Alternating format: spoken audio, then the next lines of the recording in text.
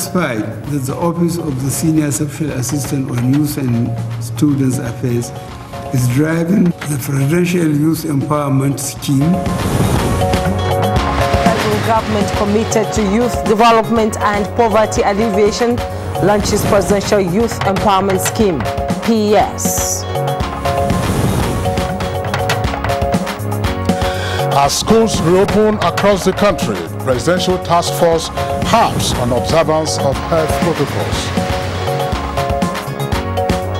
For there must be synergy between parents, school authorities, state ministries of health, state epidemiologists, and the federal government to mitigate the impact of COVID-19.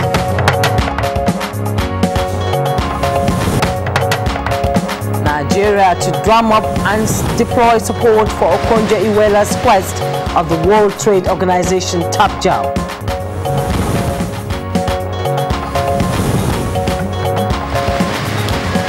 On Good Morning Nigeria today, we shall take a look at the disbandment of SARS and matters arising.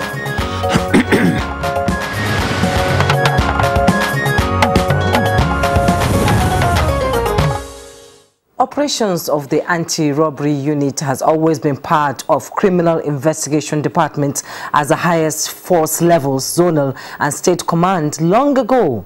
Records say as long as we have had the Nigerian police force with special call to their assignments. Well, the nomenclature special to the unit that you just mentioned came on in 1992. This is through the account of the then Superintendent of Police, Simeon Danladi Midenda. He would later retire as a Commissioner of Police. His special anti-robbery squad was a 15-man unit from a separate department, or a detachment as it were, outside of the existing ones in the Lagos area at the time, namely those of 4th CID, Alagbon Close, but based at Adeniji Adele, and one attached to Zone 2 Command, and the third at Banti, also Lagos State CID. Now, this was to covertly see to the operations in a different way as they sought to combat armed robbery. Well captured there, Kingsley. This special anti-robbery squad, for SARS for short, was covered and faceless, somewhat in its modus operandi. Weapons were not being wielded openly. It was a deliberate tactic to bring on elements of surprise to their various operations for these periods they step on the scenes. Well, the SARS officers operated usually incognito, plainclothes and unmarked vehicles that couldn't be associated with any security government agency. So this undercover approach greatly assisted their operations, as well as the support that they provided to conventional police operatives. Such were the success stories coming from SARS, as coordinated in Lagos for a number of years, as they had definite rules of engagement. Well, the account has it that from 2002, the replica of this SARS would later be seen in other parts of the country over the years. So what changed? Geographical entanglement to rules of engagements? Well, it would appear that the rise in the number of such squads in different parts of the country, plus, of course, the outright deviation from the rules of engagement, certainly account for what we started to see years later. The faces now on the scene came on with, according to widespread reports, a lot of tyranny and brutality unleashed, not just on innocent members of the public, but those who were the real targets of the operations of the SARS. And some other forms of excesses and outright mismanagement of the actual rules of engagement will see to the public outcry over the years as citizens call for reforms and other means to check their violation of human rights. Of course, such impunity continued, and different governments sought to engage the police authorities to ensure that there were reforms. There were, of course, attempts at reworking how SARS members carried out their operations. But it would appear that all didn't quite yield the desired result. Hence, we are seeing the latest round of protests by youths in different parts of the country. Plus, the decision at the weekend leading to the disbandment of FSARS, that's to say the Federal SARS not just in the Federal Capital Territory, but in all parts of the country. The announcement was made by the Inspector General of Police, Mohammed Adamu. So, what next?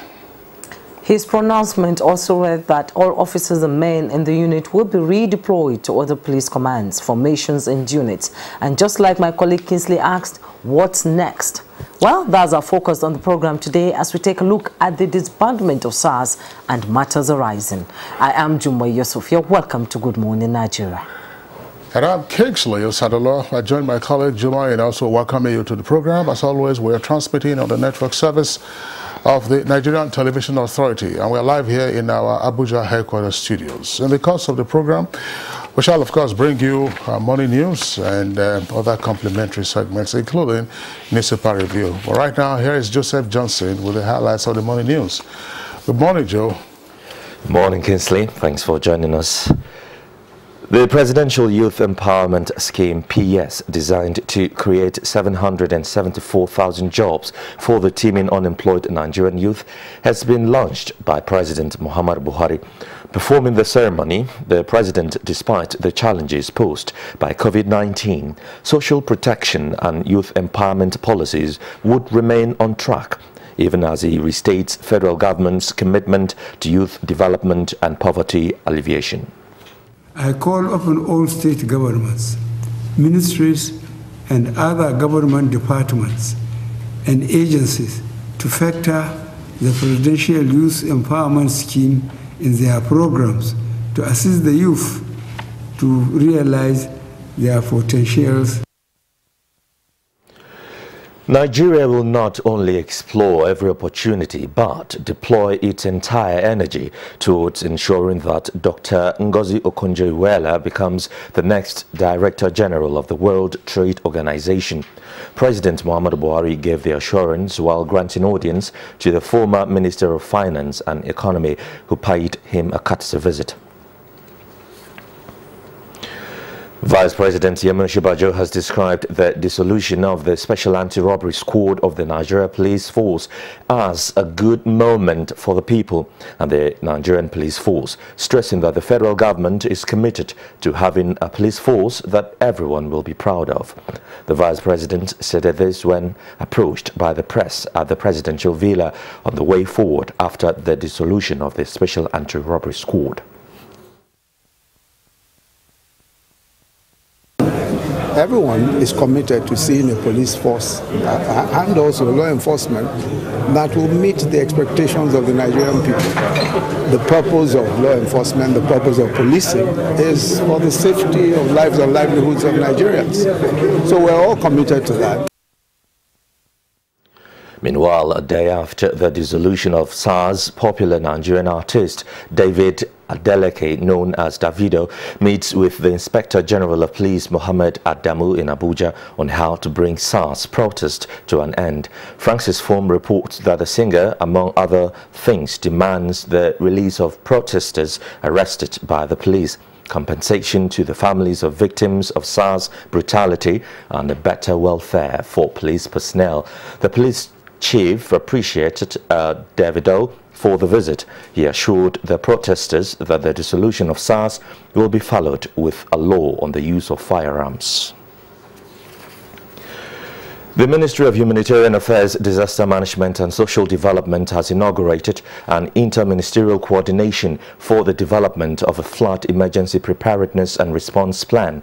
This is to ensure active participation of all stakeholders in disaster risk management.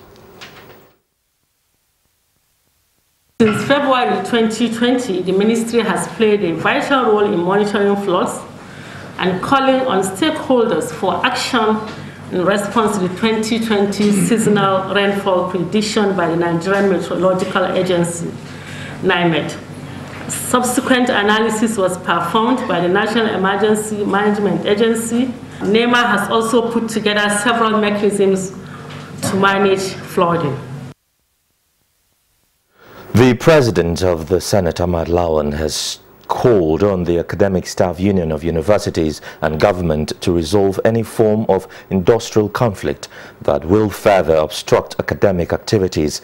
He was speaking at a meeting with the leadership of Academic Staff Union of Universities and its trustees, which came to brief the National Assembly on the new salary template known as University Transparency and Accountability Solution as alternative to integrated personnel and payroll information system. And I'm aware that there are so many agreements signed from 2009 to 2013, and some of them are still lingering, some of the items in the agreements. I'm sure that we need even to review the agreements. We have presented it to the Senate, and we believe that they are going to provide the platform for presenting it to other stakeholders. All schools must ensure that staff, visitors and students above 6 years of age wear face masks at all times and also have short breaks from wearing of face masks, especially for children. These are part of guidelines developed by the Nigeria Center for Disease Control in consultation with the Presidential Task Force on COVID-19 and the Federal Ministry of Education to support state governments towards safe reopening of schools. There must be synergy between parents, school authorities, state ministries of health, state epidemiologists, and the federal government to mitigate the impact of COVID-19. There are no special templates for those in the rural areas. We are trying to communicate them using the same instrumentalities of governance, so the same guidance goes to everybody. No nation can be said to be immune to a possible second wave if the guidelines and protocols are not adhered to strictly. And the Nigeria Center for Disease Control, NCDC, has announced 164 new cases of COVID-19 in 15 states. These 164 new cases increased the number of confirmed cases to 60,430 in Nigeria. Lagos has 64, FCT 26, Enugu 20, Kaduna and Oyo recorded 11 each, Plateau 8, Ondo 7, Anambra 4, Nasarawa and Osun have 3 new cases each, while Ebonyi and Imo have 2 new cases each. There is a case for Benue, Katsina and Ogun. On the list of cases per state, Lagos remains top with 20,068 cases. Next is the FCT with 5,632, while Plateau follows with 3,545 total confirmed cases, while active cases nationwide are 7,416. 51,943 recovered patients have been discharged, and still with 1,115 deaths so far, as no new death of COVID-19 has been recorded in the last 2 days. And that's the morning news. The program continues with Jumai and Kinsley after this break.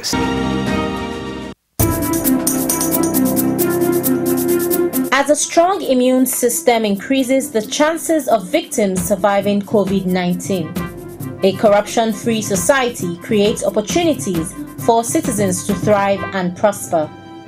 Build your immunity. Stop corruption now.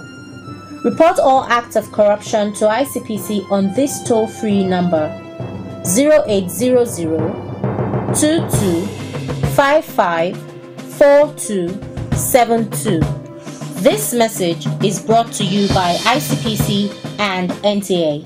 Candidates who applied for admission into Ahmadu Bello University NTA TV College degree program in mass communication for 2020-2021 academic session are invited to a post-UTME and direct entry screening exercise scheduled as follows. Date: 15th to 17th October 2020. Venue: NTA TV College premises, Rayfield, Jos. Time: 9 a.m. daily. Screening fee: 2,000 naira, paid through the remitter platform in any commercial bank in favor of NTA TV College, Jos. Eligible candidates are those who indicated NTA TV College as their first choice and scored 180 and above in the 2020 UTME examination. Candidates are expected to come along with the originals of their O-level certificates, JAMB slips, birth certificates, indigenship certificate and proof of payment. Direct entry candidates are expected to come along with their original diploma certificates, A-level results in addition to the other credentials mentioned above. Shortlisted candidates without O-level results will not be cleared by JAMB. Therefore, all candidates are advised to visit any JAMB office or accredited CBT center nearest to them to upload their O-level results. Wearing a face mask is compulsory for admittance into the college premises, in addition to strict observance of other COVID-19 safety protocols. Announcer, Registrar.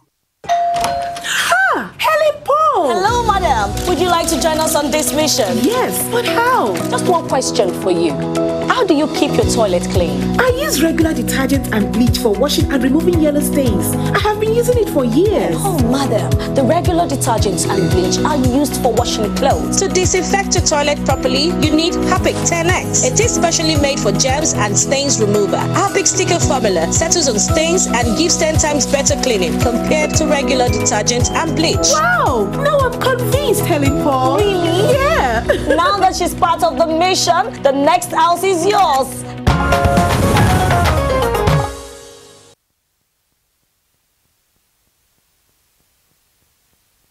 International debt statistics as apprehension gather over increase in global debt burden at least developed countries. Details on Business News with Chimobi Walter in Nigeria.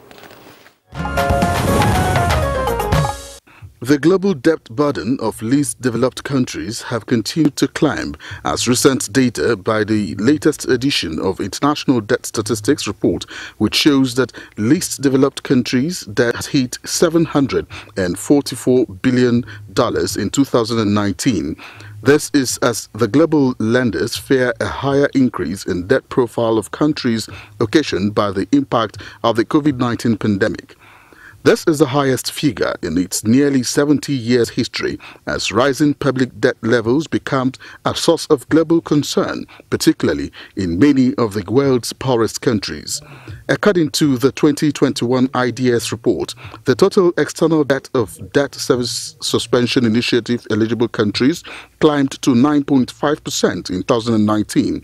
Meanwhile, the Chief Executive Officer of the Nigerian Stock Exchange, Oscar Onyama, has been speaking on the recent rally in the market. He said the coronavirus pandemic, which ravaged the global economy, took a toll on the stock market, but recent policy steps have restored investor confidence. As the world is now in a recovery mode and economies are opening up, we're seeing investors react to these policy changes. And as you know, the markets are forward indicators of what will happen in the economy. So the equity markets just are reflecting that. I must say that some of the policy changes I made reference to include the CBN policy that domestic institutional investors should stop participating in the OMO markets. That has driven significant funds into the NTB market. Some of those funds have found their ways into the equity markets. With Business News, I'm Chimobi Walter Naji.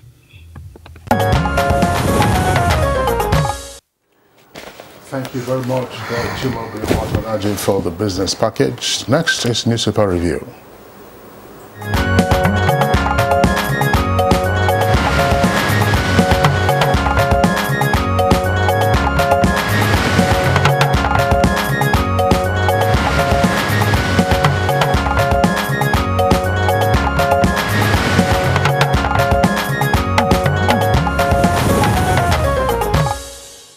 Newspaper reviewer Bayo Toby is in the studio. Good morning, Bayo. Good morning, Jumwe. Good morning, Kingsley. Good morning, Nigeria. All right, Bayo, good to see you. Thank you. All right, so let's begin with the Daily Trust newspaper. Below the nameplate of Daily Trust says 43 die in Osun, Yobe and Lagos road crashes. That's on page 10. Zazzau Prince heads to court, seeks removal of Emir Babali. Details of that story on page 8. Lead story says, despite SARS ban, protests continue with 4 riders, 2 killed, 3 policemen injured in Lagos. Gridlock in Abuja, Edo and Ilorin. Training of new unit operatives begins next week. That's attributed to the Inspector General of Police. Expect extensive police reforms.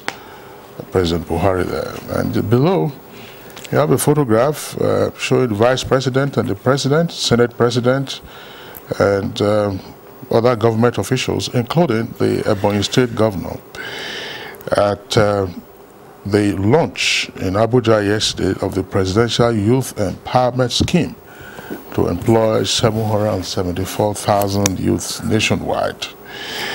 Below that, you have 3 headlines. Bandits kill Imam and 7 others in Katsina villages, page 8. Refugee Commission to train and support 350,000 Borno IDPs.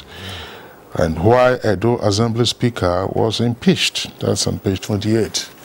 Jumain?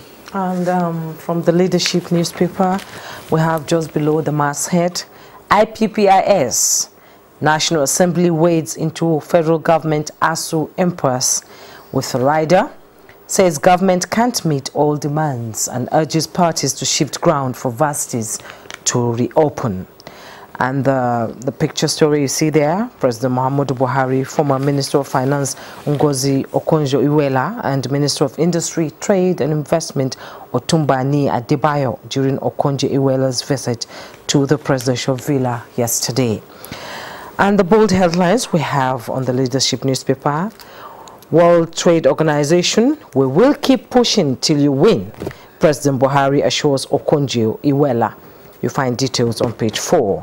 And you see another picture story there. Borno State Governor Babagana Umara Zulum, second right, Federal Commissioner, National Commission for Refugees, Migrants and Internally Displaced Persons, Senator Bashir Garba Mohammed, and representative of the CBN and Special Advisor on Development Finance, Anthony Ifichku, during the verification for the launch of Project Reliance at the Muna IDP camp in Maiduguri yesterday. And my colleague Kingsley read about federal government begins verification of 350,000 IDPs for empowerment. You find details of that on page 7.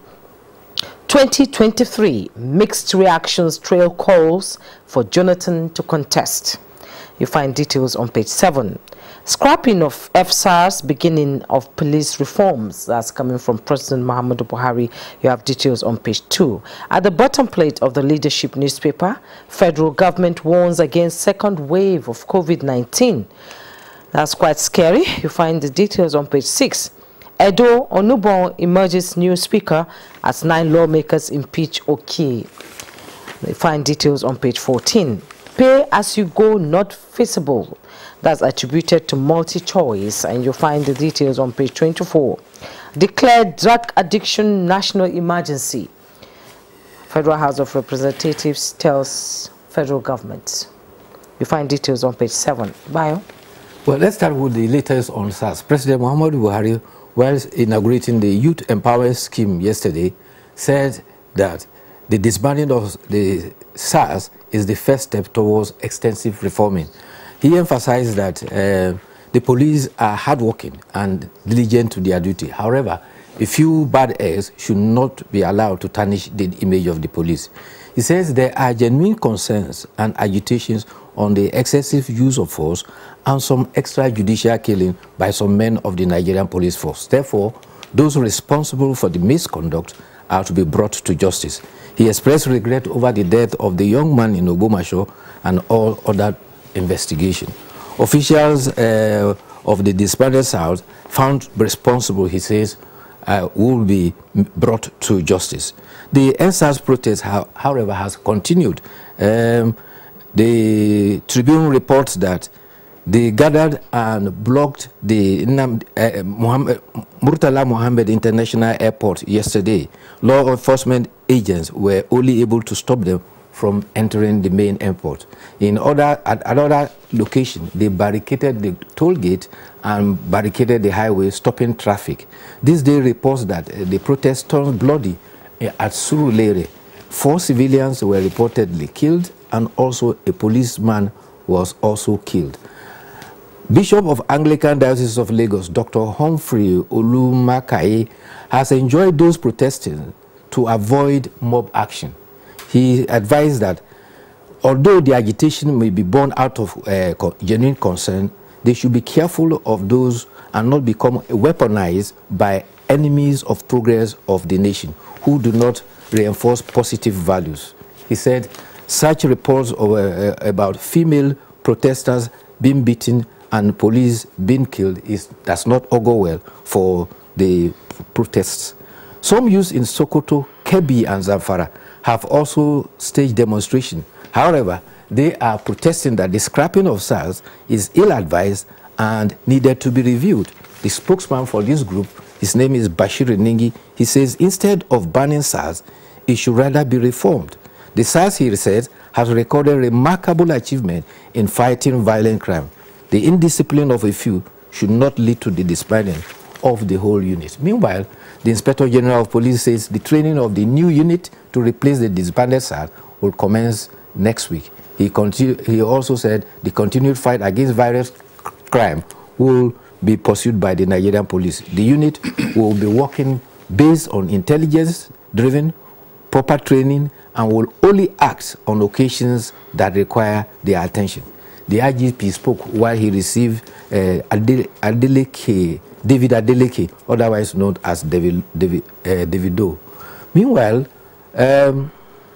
the World Trade Organization contest is expected to be over by November 6th. However, Dr. Ngozi Okonjo-Iweala yesterday paid a visit to the President Muhammadu Buhari, and the president said to the candidate that as far as we will do all that we can to ensure your emergence. He assured Dr. Okonjo-Iweala that you are not because you are a Nigerian, but you are a hard-working Nigerian and you deserve it. Dr. Okonjo-Iweala, in appreciation, said to the president, Mr. President, put a smile on my face. He's one of the two females who are contesting. The other candidate is from South Korea. And incidentally, the two of them are females, so World Trade Organization is likely to get its first female director general. There's this story you read, Jume, yes, about pay as you go. Yes, multi-choice. Yes. There's some confusion about pay as you go. Okay. Pay subscription on television, whether it is on a daily basis, weekly, monthly, quarterly, is pay subscription. Pay as you go does not apply to television subscription. Why? Example of pay as you go is like NEPA. It's prepaid. You buy your credit and you load your meter. If you are leaving your house, you can remove your cutout. So that power stops running. When you come back, you put it back. Then that's pay as you go. But to say you have paid for subscription for 1 month and power in your area is not available for 3 weeks, therefore you are not enjoying it, and therefore you won't pay as you go, it does not apply to pay subscription. The intention of the Honorable Minister is noble. The intention of the members of the House of Assembly, National House of Reps, and the Senate are noble. But they are being fed by wrong information about pay subscription. The only time you can do pay as you go is video on demand. For instance, Anthony Joshua is going to fight Tyson Fury.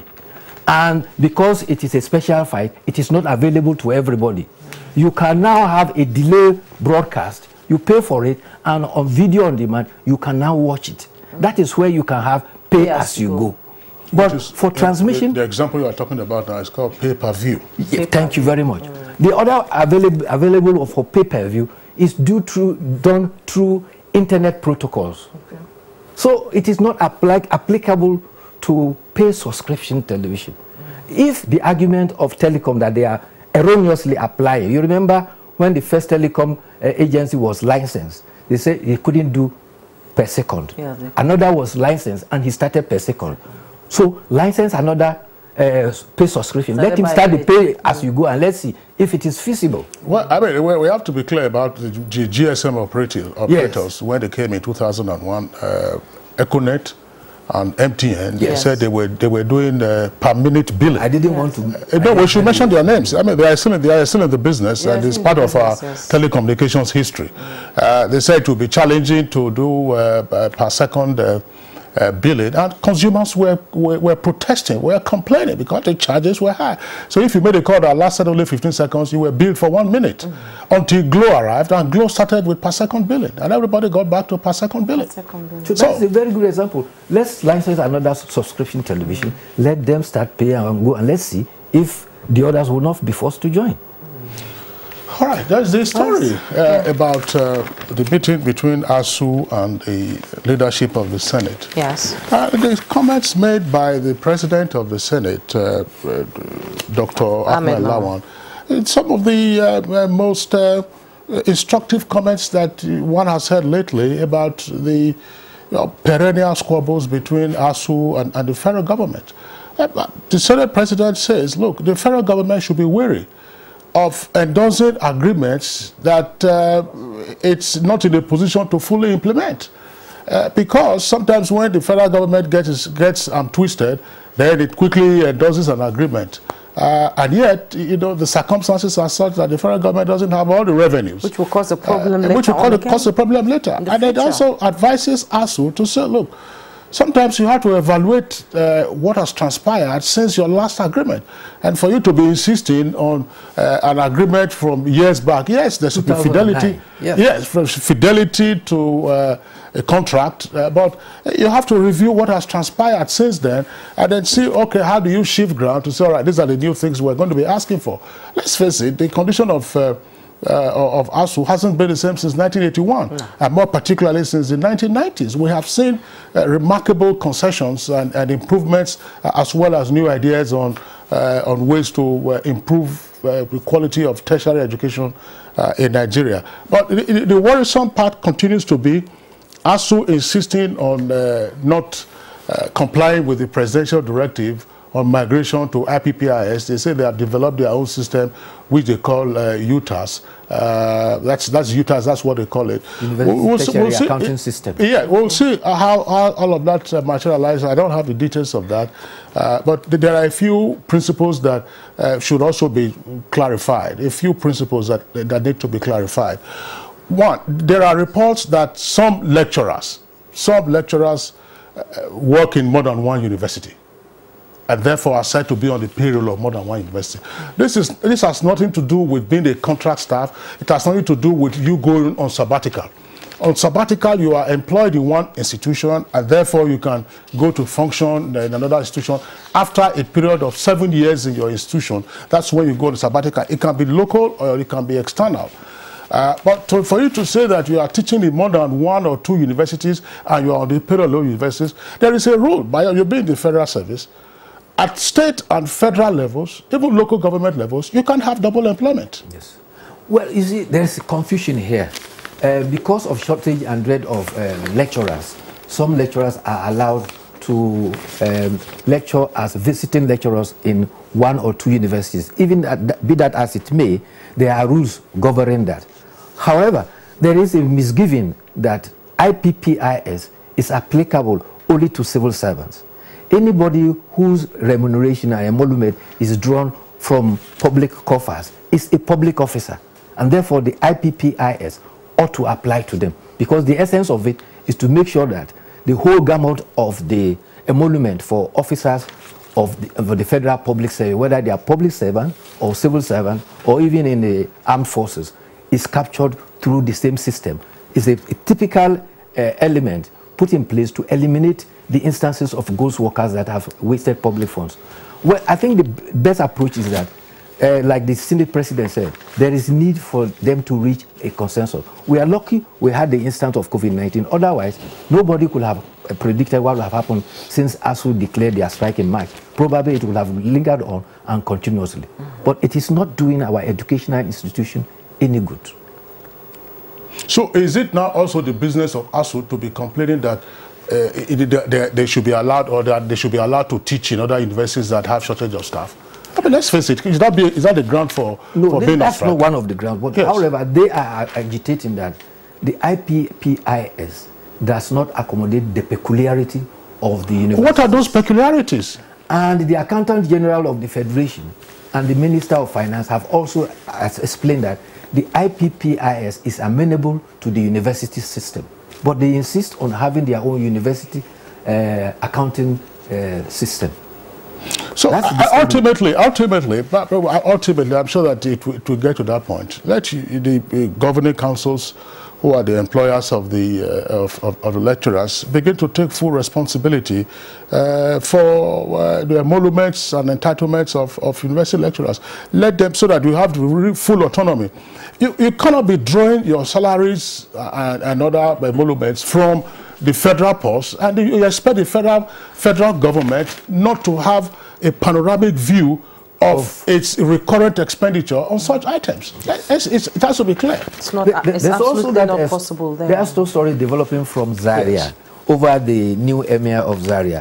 The Iyazazo, who was among those who were initially indicated as contestants, has gone to the Kaduna State High Court, and he is seeking the court to declare him, that is Iyazazo Alhaji Bashir Aminu, as the authentic emir. He is seeking an order to set aside Ambassador Ahmad Nuhu Bamali as the emir.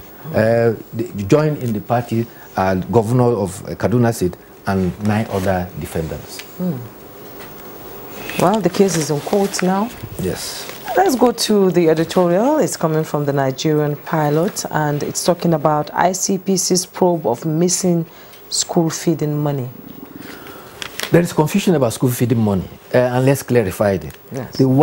The chairman of the ICPC, Professor Owasan Oye, indicated is the feeding money for the 104 unity schools, and not the school feeding program under the Ministry of Humanitarian, Disaster and Social Development. Be that as it may, the Honorable Minister of Education has also called for the ICPC to help it to recover a sum of about 2.67 billion naira meant for the unity schools. And what the editorial is saying that this revelation was made during the program for which Mr. President was also attending. It was a national summit on the diminishing corruption. And they are appealing to the ICPC to leave no stone unturned to unravel the mystery surrounding the unity school. You will recall that the unity schools had been closed as a result of COVID-19. And the sums of money that was budgeted was meant for the feeding of students in the school at that period. Which ended in individual and staff accounts, according to project funds as well. According to the allegations. So the ICPC is investigating. All right, Bayo Toyobe, would like to thank you for being around. We'll see you again tomorrow. Thank you too. Okay, it's Good Morning Nigeria. We are live on NTA's network service. We're taking a short break now. When we return, we'll be dealing with the disbandment of SARS and matters arising.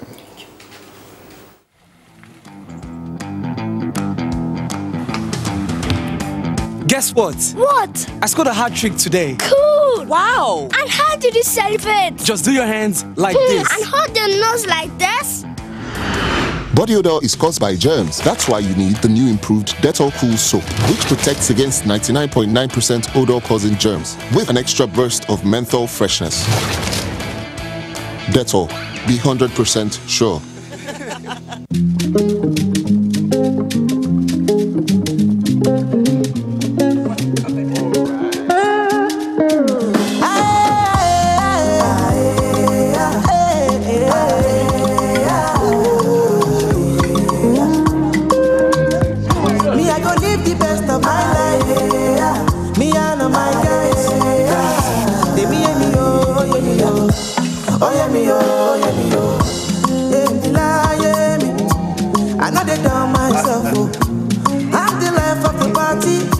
So make you be my guest, though. Why you the stress? Why you the worry? Are you late, oh yeah? You got everything you need. You can choose to do this with your stew, but not your data. Get more out of life with the new Airtel data plans. Dial *141# today. Data is life. Airtel, the smartphone network. Yes, that's the painful effect of what corruption costs you. But what does corruption cost us all? Watch Bad Guys on NTA Network, 6 p.m. to 6:30 p.m. every Wednesday from the Akin Fadeyi Foundation. Bad Guys. Who are the bad guys? Join us. You're welcome back, and to begin our discussion on the subject matter, let's take the backgrounder as put together by Abdul Malik Adiu.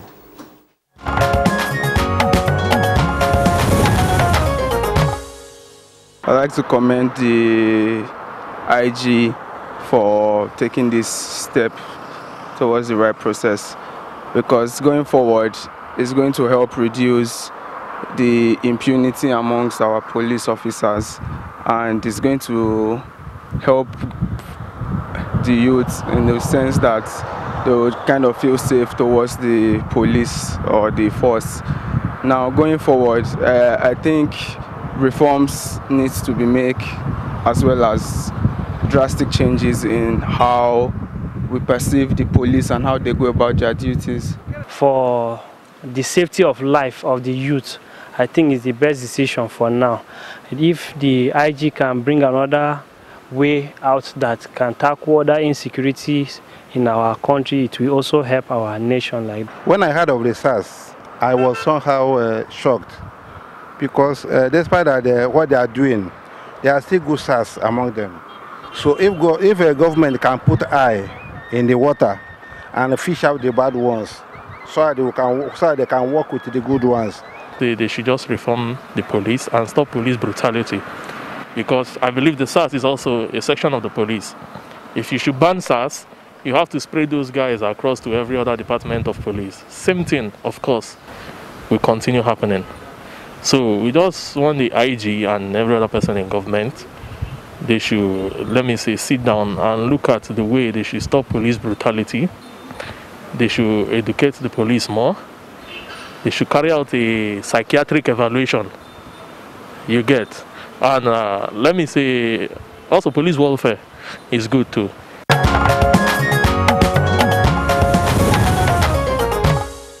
All right, thank you very much there for that backgrounder. We have a number of guests with us this morning to discuss these issues in further detail. We've been joined from our Kano Network Center by a retired Assistant Inspector General of Police, Bala Hassan. AIG, Bala Hassan, pleasure to have you with us on Good Morning Nigeria after a long while. Good morning, viewers. Also with us today's conversation is a regular guest on Good Morning Nigeria, Professor Etanibi Alemika. He's a professor of criminology at the University of Jos and currently visiting professor at the National Institute of Security Studies in Abuja. He's joining us via Zoom. Prof. Alemika, delighted to have you with us this morning. Good morning, Kingsley. All right, and then also joining us for this conversation via Skype from Lagos, I would like to welcome our regular guest in Good Morning Nigeria, security expert, Dr. Ona Ehomu. Dr. Ona Ehomu, delighted to have you with us this morning. Good morning, Honorable. Thank you for having me, sir. Also, we also have in the studio Kemi Okenyodu, Executive Director, Partners West Africa, Nigeria. She's in our Abuja studio. Thanks so much for joining us. Good morning. Thank you for having me. All right.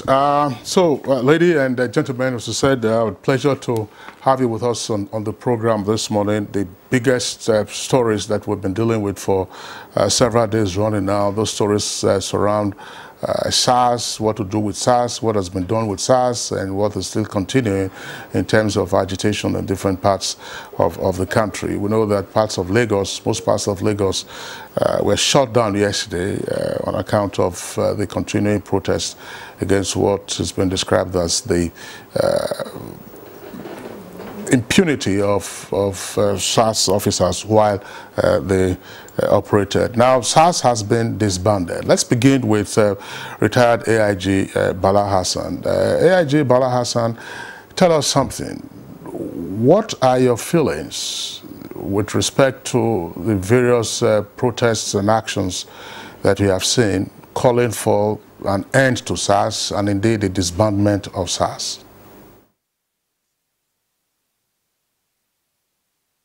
Good morning, Nigerians. Of course, protest in a constitutional democracy is allowed in law, but it should not be hijacked by hoodlums to create havoc within the communities. So, of course, they have done the protest and they are still on. It's just to urge them to see reason. The IG has taken a bold step by proscribing SARS, because SARS has gone outside the original idea of why it was formed by the founders some couple of years ago, maybe 1984, when there was high incidence of robbery in Lagos especially. The then IG summoned a management meeting to see how this thing could be addressed. So this duty fell on retired Commissioner of Police Fulani Kwajafa. But in that case, he was given the full opportunity to look for his men, fully trained men, trusted men, people who have the well-being of people at heart. He was given 27 vehicles to set up special anti-robbery squad in Adeniji Annex. This is how SARS started. The original founders wanted something that can prevent violent crime, especially in Lagos.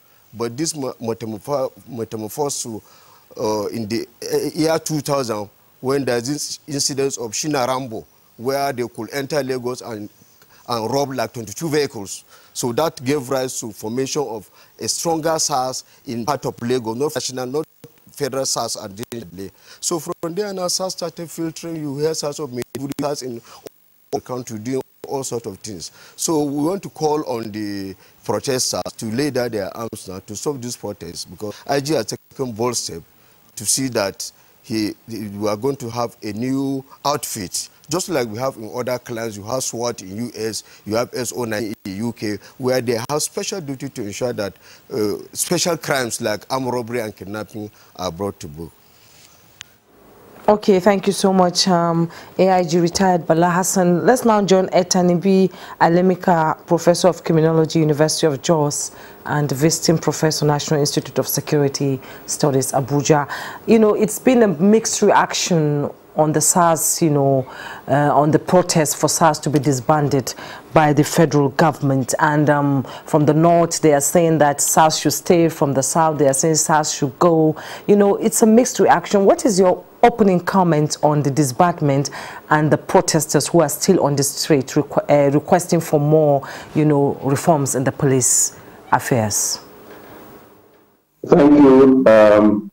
Well, the establishment of SARS was basically for convenience or operational efficiency of the police.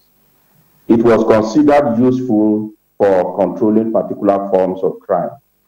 Given public complaints over the years about the conduct of a significant proportion of those posted there, it could be removed. It is not in the law of the police, so it's not something difficult.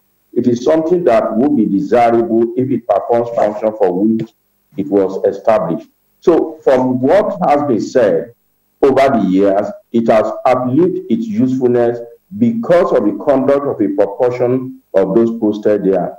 Secondly, I know just less than 2 years ago, there was a presidential panel report which was not implemented. So I think part of the challenges is also the failure of government or the police to implement many reports that relate to SARS and other units. So, and I think there is no problem about disbanding the SARS. That does not diminish the power or the responsibility of police to ensure safety of citizens.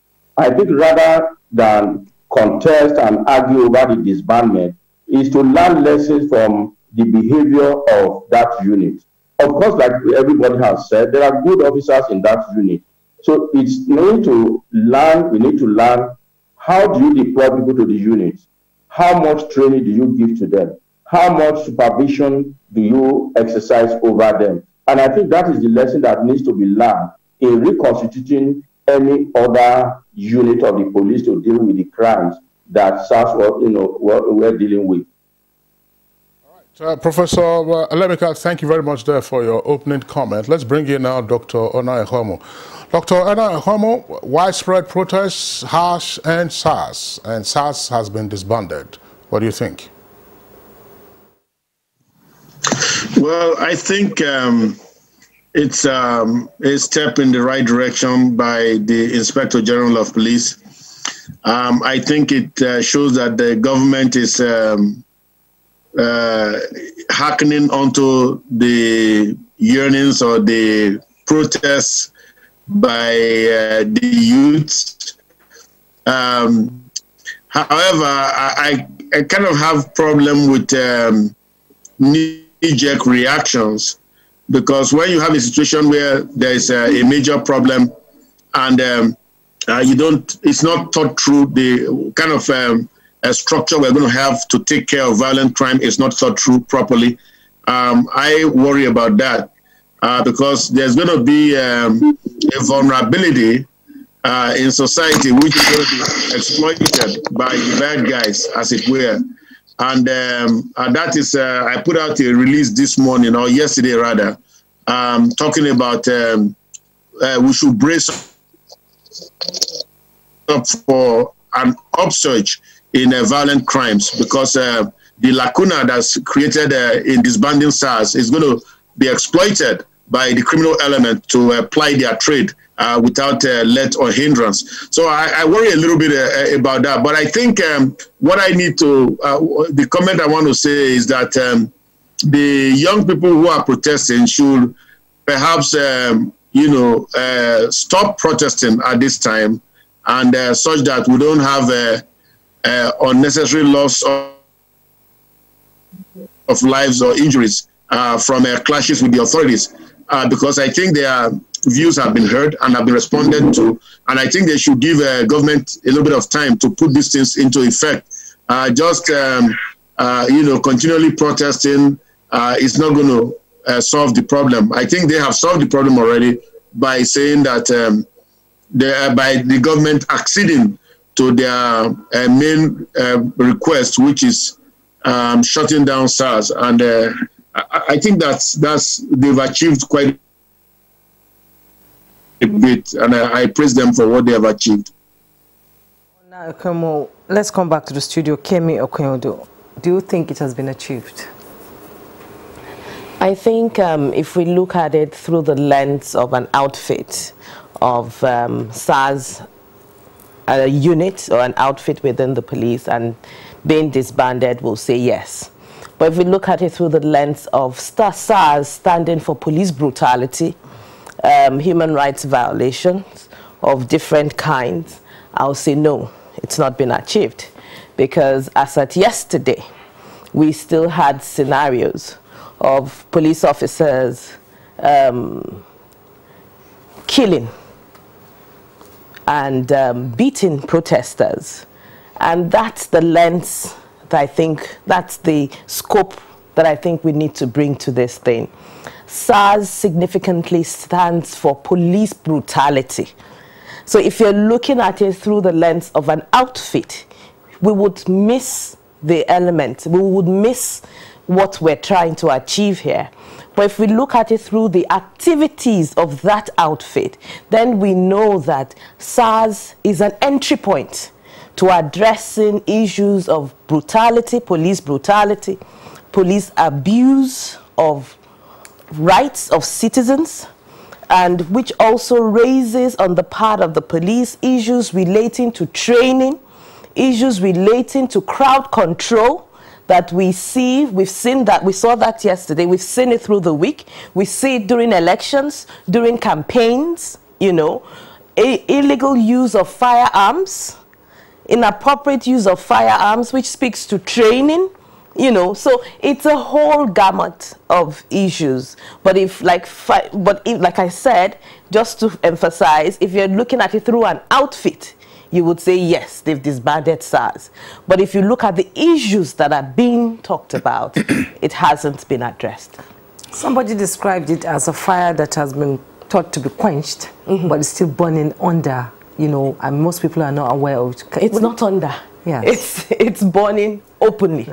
We can all see this. It took a while to burn openly. It took a while to burn openly. The protests again should not only be seen as per the police. The police is the image of the government. So people are angry.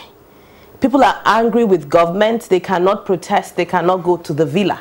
So the police is the scapegoat because they have provided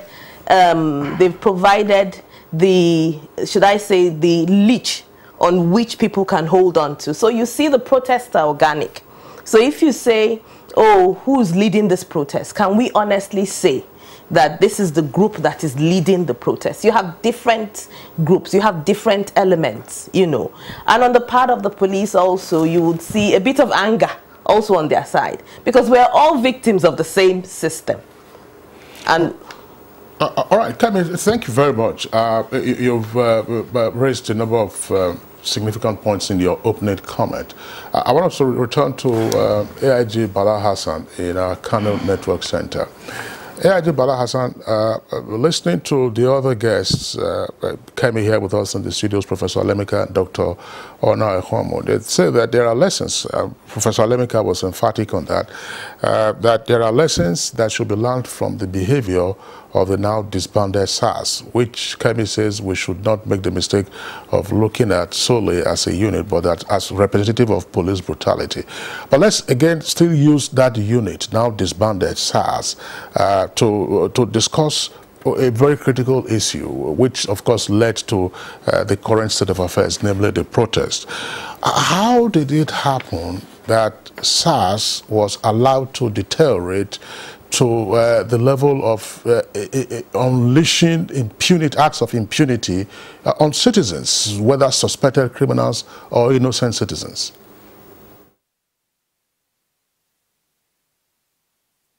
Well, as I said earlier in my opening remark, is the deviation from the actual thinking of those who set up SARS around 1984 and its own metamorphosis around the 2002 when the Shina Rambo episode was a problem in Lagos. Many people now, in those days before you join SARS, they will screen you. Before they appoint you as head of SARS, you must be a tested and trusted person who prevents crime. Like you talk of Commissioner of Police Fulani Kwajava, you talk of Commissioner of Police Samuel Medinda. These are trusted and tested people who fought crime and violent robbery. And for them to recruit people into their unit, they are giving all the assistance over the Inspector General of Police to choose the best team. And they are given all the equipment they require to do their work. So in that way, we can see successes upon successes by SARS. But a situation whereby even members of the public do not have matters. Over a land matter, they will say they want SARS to investigate. SARS traditionally is not supposed to investigate any matter.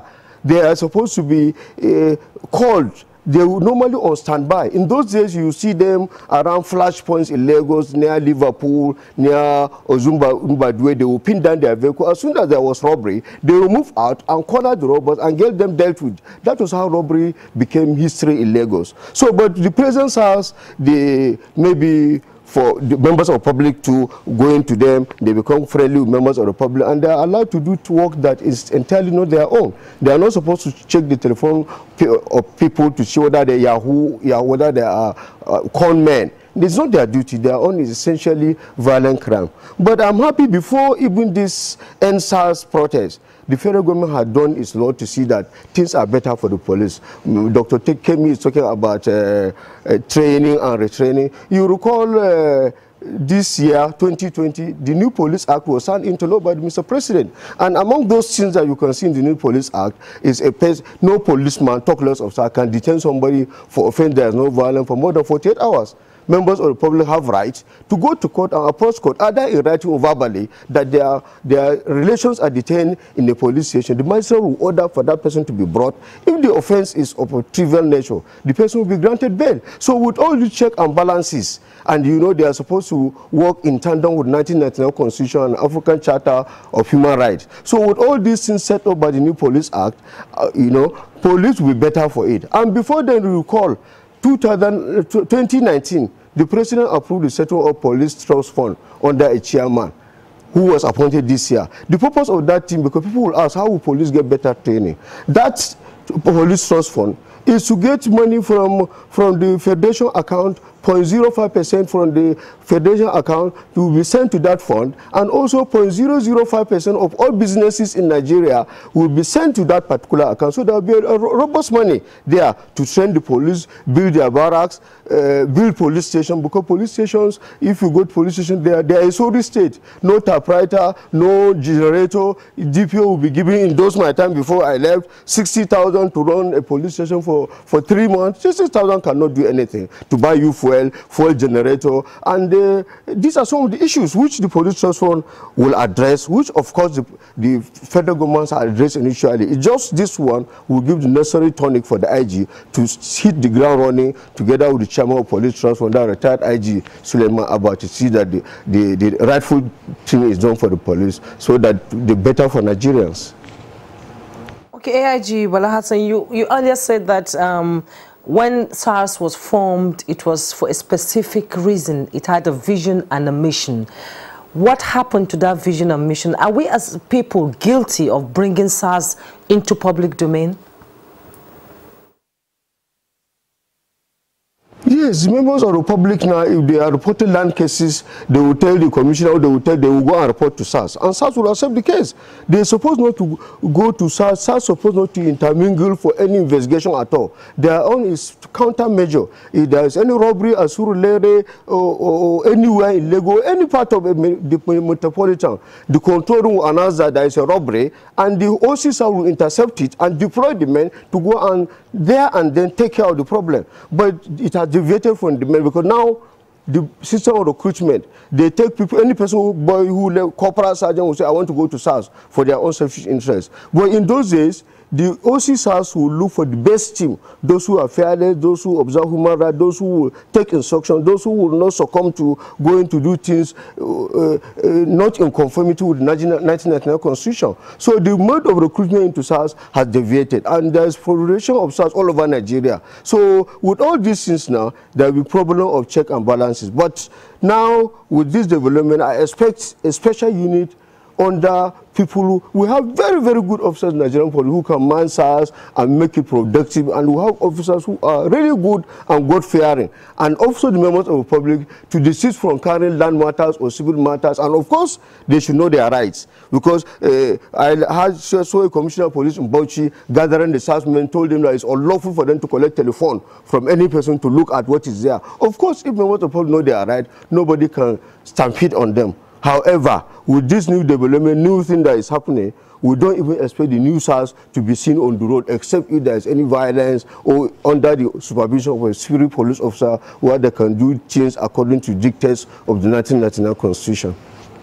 Right. Thank you very much, AIG Bala Hassan. We'll return to you. Professor Alemeka, I want you to drill further into the key pillars you talked about as lesson posts for the authorities. You talked about the behavior of SY SARS, what recruitment, training, and supervision. I would like you to link that issue of supervision to why SARS was allowed to deteriorate to the level that citizens not only became afraid of it, but SARS, some SARS operatives were, as it were, a law unto themselves. One of the latest reports we were seeing in the papers this morning, the Oni of Ife was narrating how his 25-year-old daughter was a victim of SARS harassment. So what just happened? I mean, is that officers were just, they had their guns and then they could raid and undertake?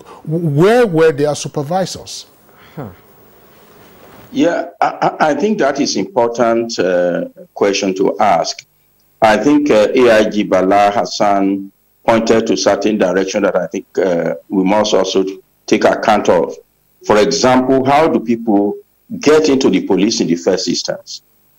There are so much interference at the point of recruitment that a large proportion of people recruited are recruited not by screening but by recommendations or by being on the list of very powerful people, irrespective of whether they could be good police officers or not. So, and that is people that are available in the force are those that are going to be used for police services. So we must go back to the basic about recruitment and the question of undue interference. When you move away from that, my personal concern is that we've literally dismantled the regular police and substitute them with specialized units that are not accountable to, at least not publicly accountable. Even for robbery, you do not need SAP as the immediate intervention force. There are regular police force at police station where you will go to report and they will respond. When they are unable to deal with the matter, especially in the matter of intelligence, they then refer to the SARS. That was the original intention. They were not supposed to be the first responders in times of violent crime, but rather as a backup, as a technical support to the regular police. But because these special units have been, established, either in intelligence, in tactical, in everywhere, no police officer wants to do regular police duty. And there is excessive lobby into this specialized unit, whether you call it MOPOL, whether you call it, intelligence response unit. So we've dismantled regular policing. And it made it very difficult for even command officers like CP to control them. I think also, so that is the lesson. We must go back to regular police, and units must be only technical unit to the regular police structure.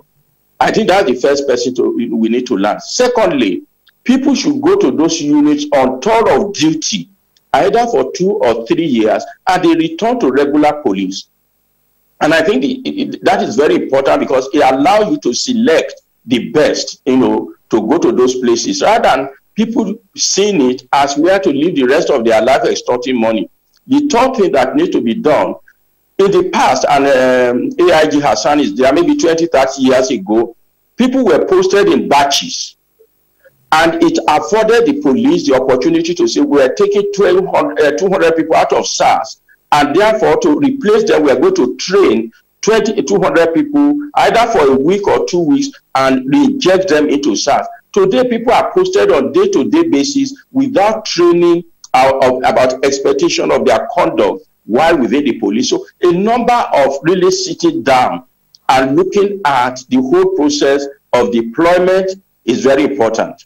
And I think supervision, like I said, had been undermined because of the creation of those special units that are under different supervision aside from the command police officers. Okay, you talked about equipping the special forces. Most of these regular police, are they well equipped and trained like the SARS personnel? And you talked about tour of duty, 2 years, 3 years, back and forth. But at the point of a robbery attack, are the police, the regular police, well equipped to fight these armed robbers on the road?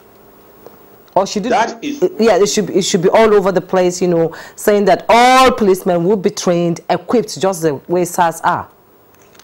Yeah, you don't need SARS. You need to equip every police station to be able to respond to any type of crime. If it becomes a complex crime, then you need technical backup. So this idea of equipping small units and then neglecting the regular police duty is the reason we are not safe.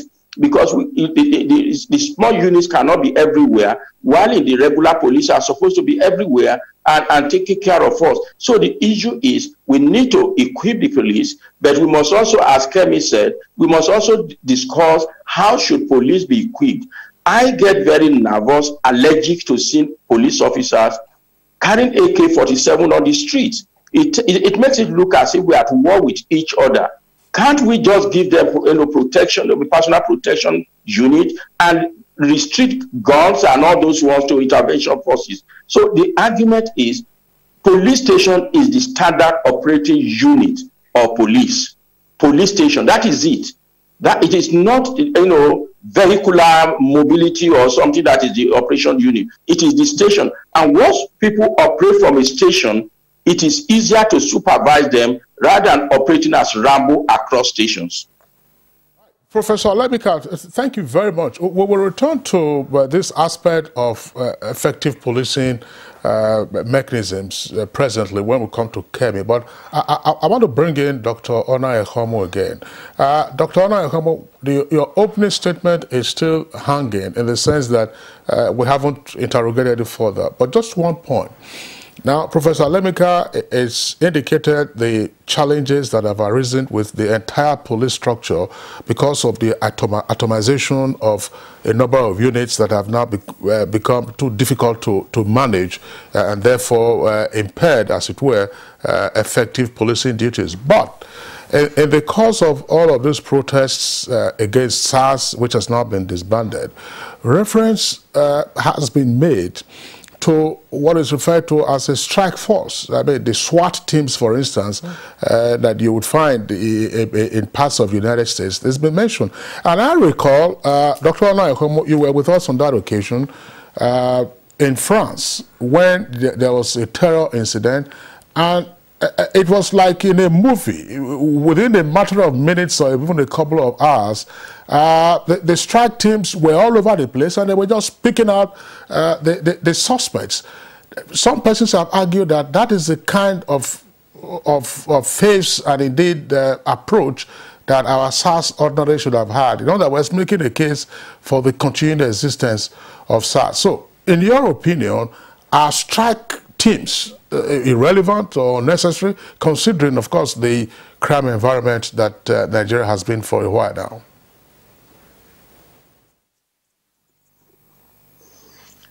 Thank you very much, sir, for that excellent question. You must have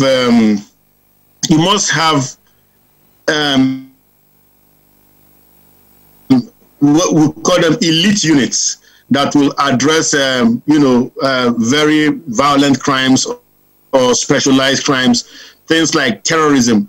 Now, when you kidnap a guy, you create great fear in the community. You shock the community with the bestiality of your act. You are committing a terrorist act. Whether we have decided as a people to define it as terrorism or not. So I'm just giving you that as a lead point. So when people are kidnapped daily, are dragged into the bush, made to trek hundreds of kilometers in the bush, and ransom is taken. When armed robbers come and kill, look at the Offa robbery. That carnage there. We've seen cases where robbers go and kill 30 people at a hotel, at a station. Look at, there was a recent Kwara robbery where they first took out a whole police station before they went and took out the banks.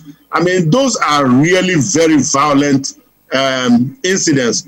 So you cannot tell me that the regular police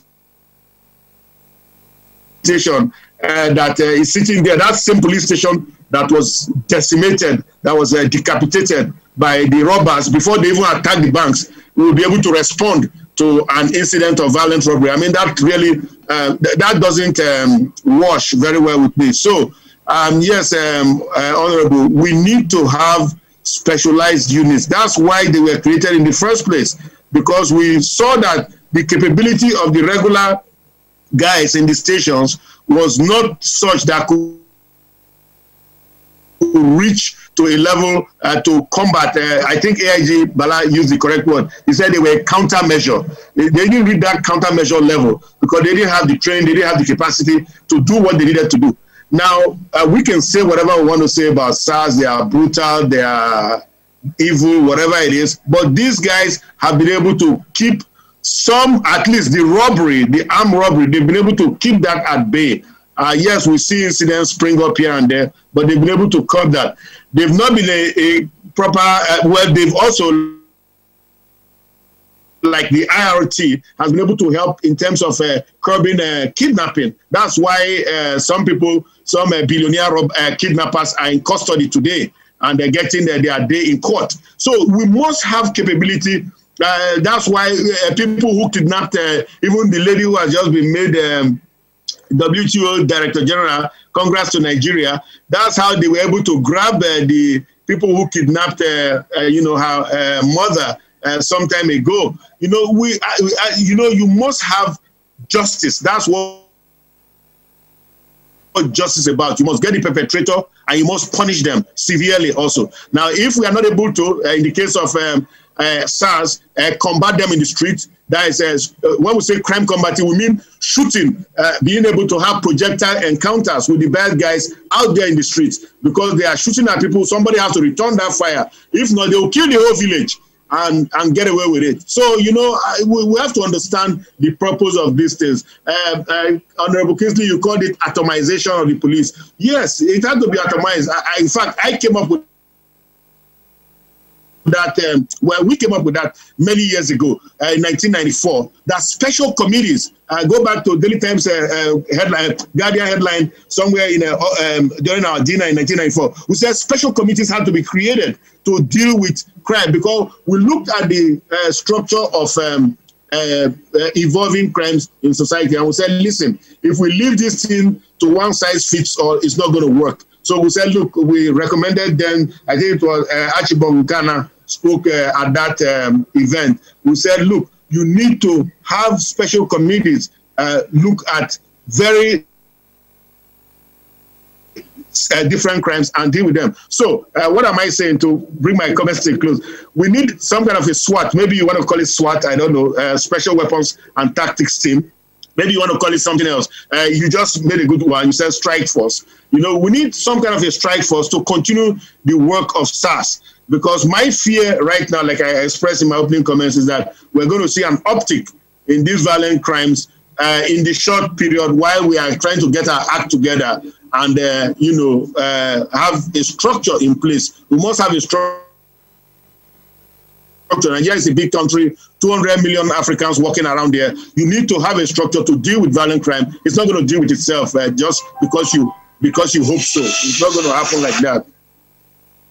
All right, Jumai. Yes, Dr. Anakomo would like to thank you for your comments, but just to make a slight correction, you are ahead of the news by indicating that a Nigerian lady got the WTO job. We are wishing her the very best. Yes. A final selection will be in November. She, of course, paid a visit to President Muhammadu Buhari yesterday. So we're still wishing her the very best, and we'll see when the news comes out. Jumai? We're being optimistic here, yes, and keeping our fingers crossed. Hey, you know, you've heard from the other guests talking about there must be an alternative to SARS.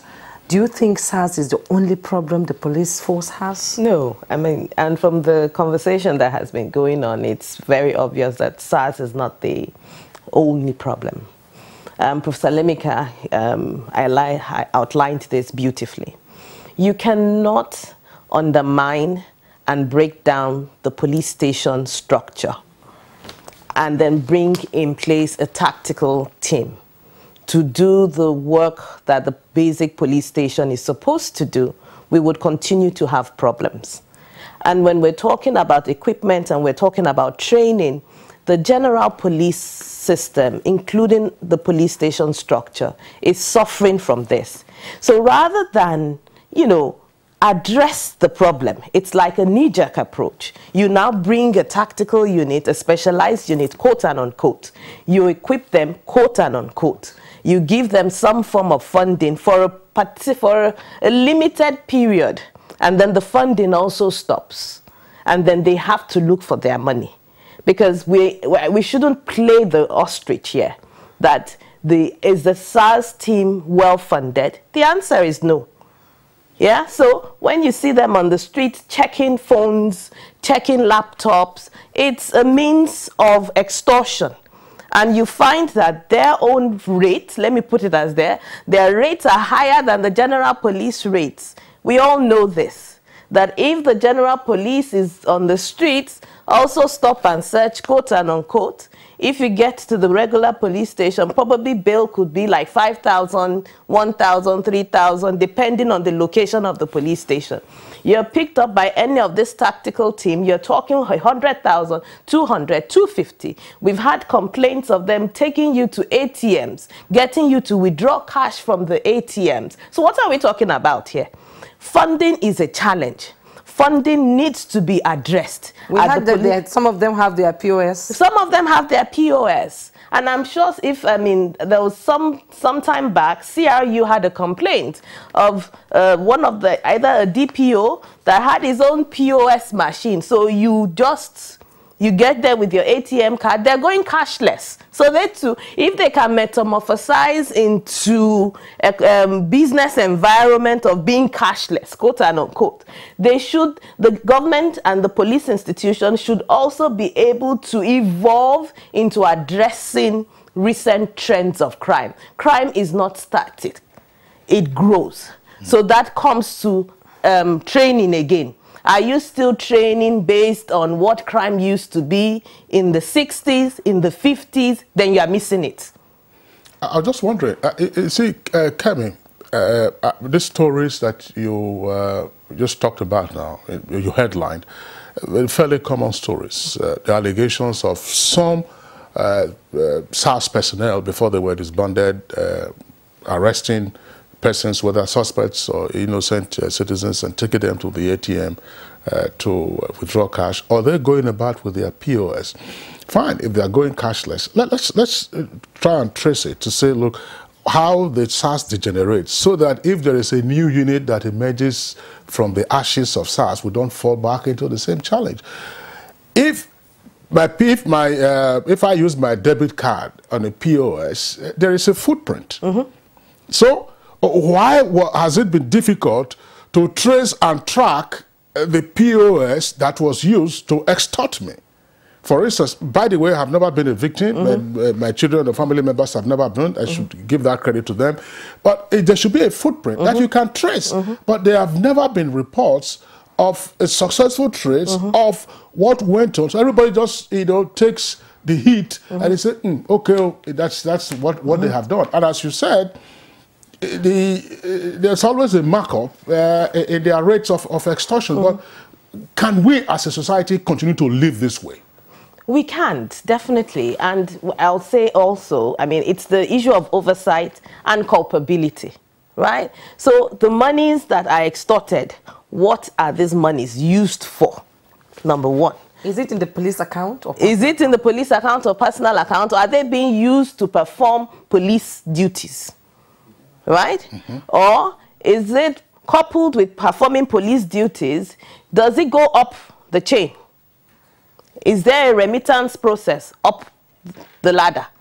If there is a remittance process up the ladder, you do not have the moral obligation to be able to address the issue.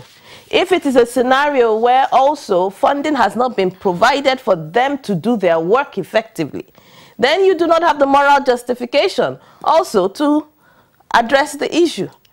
So it's like I said, we're just playing the ostrich here. That funding is a challenge. It's not being provided.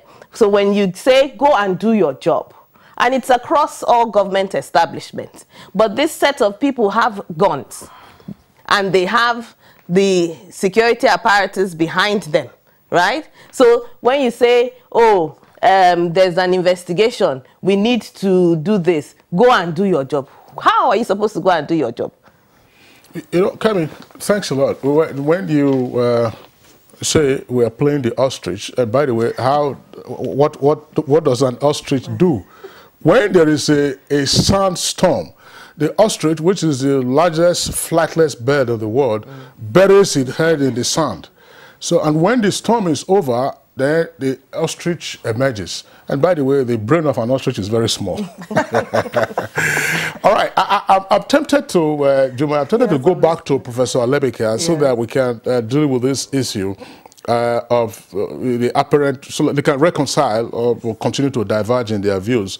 Ona Ehomo and Professor Alebika. Ona Ehomo says, look, elite units are inevitable, but Professor Alebika says that the basic policing unit is a police station from where every other thing else flows. I mean, I don't think that's Professor Alebika. I mean, left for you to respond to the comments made by both Kemi and particularly also Dr. Ona Ehomo with regard to the role of elite units if we are continuing going to have them in our system. I think I don't think there's any discrepancy in my view and that of Kemi. I think we need to understand what we're calling police organization worldwide. We must learn from a comparative experiences, and when we do invoke them, we must also be very careful that we are faithful to the examples. What I said, and I insist, is that in any police organization, you have a basic policing unit that carries out the usual normal police duties, and that is police station. You can have specialized units, intervention units, but those are not the norm. They are not the one you use for regular policing. They are called upon where the police station capacity is unable to meet that requirement. Example of SWAT had just been given in America. We love giving foreign examples. How often is SWAT called out in American policing? Most policing is conducted at the precinct level. When it comes to investigation, intelligence, you evoke those elite units that are not seen on the street, that are not are not concerned with regular day-to-day policing. So nobody is saying you don't have specialized units. Specialized units are part and parcel of the police, but they do not take over the duty of police station. By the way, police station is the way that the police, organizes itself in order to cover its territory. And therefore, once you find a roaming unit uninvited by the police unit, you are creating problems. And that is the point I'm making. I have also argued over the years, Nigeria is one of the few countries or some of the countries where you have general duty. People come into the police, they don't have specialization.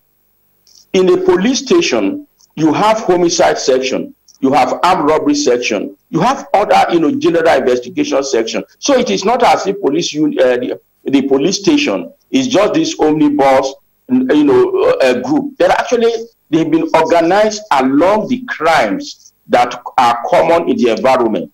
The good thing about using the police station, even for certain crimes, is assuming you live in an environment, let's call that environment A, and there are a lot of robbery there. You can actually train police officers in the police station in that environment to respond to robbery. If it is kidnapping, you can train that police station to respond to kidnapping, which is the major source of crime in the area. Even when we talk of community policing, that is what it's supposed to do.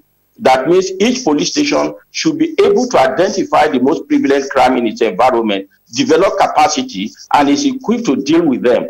So nobody said there shouldn't be, a tactical or intelligence unit that constitute a technical assistance or support for complex crimes. But when the tactical or specialized force become the street police, then you have, to turn upside down the principles of policing. Okay, Professor Alemike, experts are still calling for, apart from disbandment of SARS, they are calling for an independent system of monitoring police action and holding them accountable for failure to follow the law and police code. Do you think that is in the offing as part of federal government's initiative to reform the police? Well, it is not as if there isn't. It's the effectiveness. If you create a new one and it's not effective, what do you do? There are existing structures which, if equipped, properly equipped, properly oriented, can do the job. The best oversight mechanism for police is actually internal police accountability system. That means a mechanism within the police that will record the conduct of the respective officers. So we need to go to digitalization. One of the problems we have with Nigeria police is very senior officers from superintendent up can hardly go away with misconduct. But of course, for the junior rank, there is almost a powerlessness in terms of dealing with them because we don't have automated personnel management system. So a lot of junior officers that engage in misconduct cannot be tracked, they cannot be warned, and so these are general problems that we need. Within the police itself and within the PSC, Police Service Commission, there are structures for monitoring and ensuring that what do we need? We need, and I think since Arasi, there have been the complaint response unit. All we need to do is to stretch it down, and then police to be determined also to use it effectively in ensuring appropriate conduct of its officer. PSC also has, a complaint unit. It is also to manage complaint system in a way that is robust and, of course, elicit public confidence. Earlier, I think Kingsley was asking Kemi about why money are not traced? Because there is no trust. People who are victims actually tell the press rather than complain to the police. So that is one of the reasons why there is no tracking, because of distrust that, oh, they won't do anything about it. So people actually tell the press rather than tell police complaint units. So I think instead of establishing one, my view is the need to strengthen, especially the complaint mechanism within the Police Service Commission, working in collaboration with the internal one, with the police. We don't need to set up, we're fond of setting up without giving them capacity. Professor Alemika, thank you so much for your input. We'll take a break right now. When we return, our conversation on SARS disbandment and matters arising continues. Don't go away. A new edition of TV Guide is out, featuring great personalities from all walks of life. Expository interview with a young TV presenter who shows passion on what she does, Morayo Afolabi Brown of TVC. Pick a copy of this compendium of mind-blowing stories and get abreast with issues as regards media convergence, leadership, health, star profiles, star programs, fashion, sports, human angle stories, and lots more.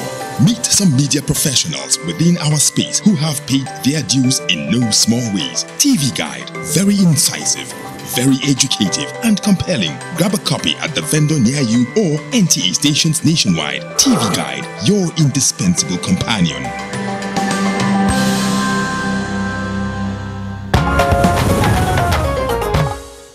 All right, you're welcome back, and it's still Good Morning Nigeria live on NTA's network service. We'll still have all our guests with us, and we are returning to AIG Bala Hassan in our Kano Network Center. AIG Bala Hassan, Dr. Onayehomo made the point earlier that there is a fear now of vulnerability of society to the bad guys on account of the disbandment of SARS, and therefore he says we should brace up for an upsurge in violent crimes.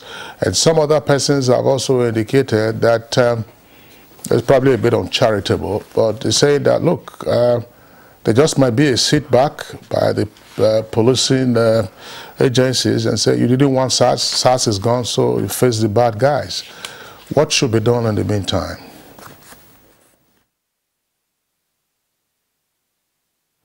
Well, I'm glad to hear that the IG right now is trying to pencil down a new outfit that will directly replace SARS.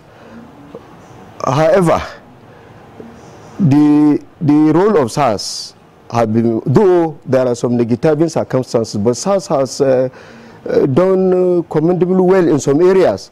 You know, like if you talk of Northeast Nigeria, where you have SARS in Maiduguri, it has helped greatly in combating not only robbery but Boko Haram activities. But however, since the general public do not like the situation because of extrajudicial killing and other complaints, I believe IG will in due course bring up a unit that will step into the shoes of this very special anti-robbery unit. But the important thing now is to ensure that they are properly trained and they are properly equipped so that they can deliver, prevent crime. I don't expect a vacuum between now and the formation of the new outfit.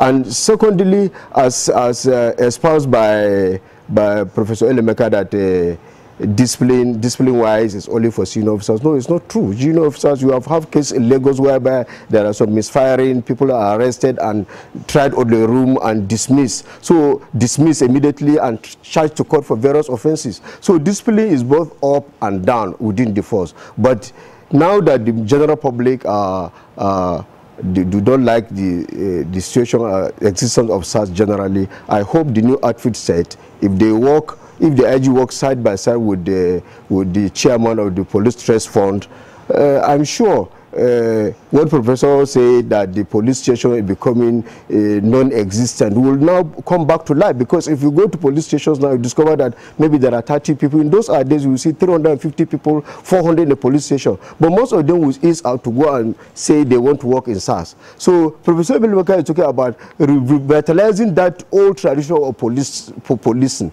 So with the police reform now, we expect new police station to be built, fully equipped with with library, with generating site, with all things to work. It's not the case now. You can go to a police station and meet about 3 or 4 people. Sometimes about a month ago, they went to a police station somewhere in Sokoto. They only met a DCO, 2 people on duty.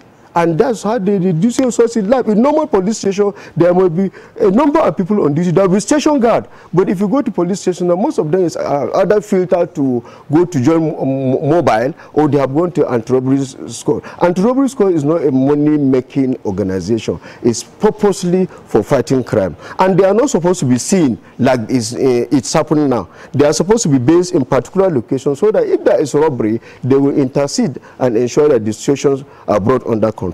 Coming back to the thinking of Dr. Kemu, I'm sure there won't be any serious vacuum that will allow criminals to take over Nigeria for now, because IG is up to the game, and I'm sure, and there are other sections like anti-kidnapping unit, other patrol and gas unit who will be doing the work now for now, pending when the new outfit will be set.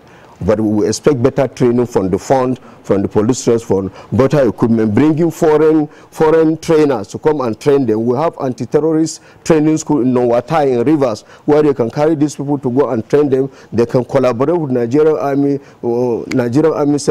Infantry Center and school to get these people better trained. Then, of course, civil society group can come and teach them the other aspect of being civilized, working with the members of the public, so that we don't get a recurrent decimal that after this SARS has gone, another agitation for the present SARS. I'm sure there will be level of improvement. Bala Hassan, AIG retired. We'll get back to you, but we need to take some tweets that just come in, and Nigerians are trying to contribute to the conversation. Jumai, just before you, I know we're going to kick off with the tweets. AIG Bala Hassan was talking about utilization of the police trust fund once it gets going. And he was talking about building new police stations. There's one curiosity, and I'm sure that you have also observed that. Why, I don't know who created that model, even with an exploding population. Why is it that almost every police station is a bungalow? Yes, a bungalow indeed. Well, let's take the tweets now.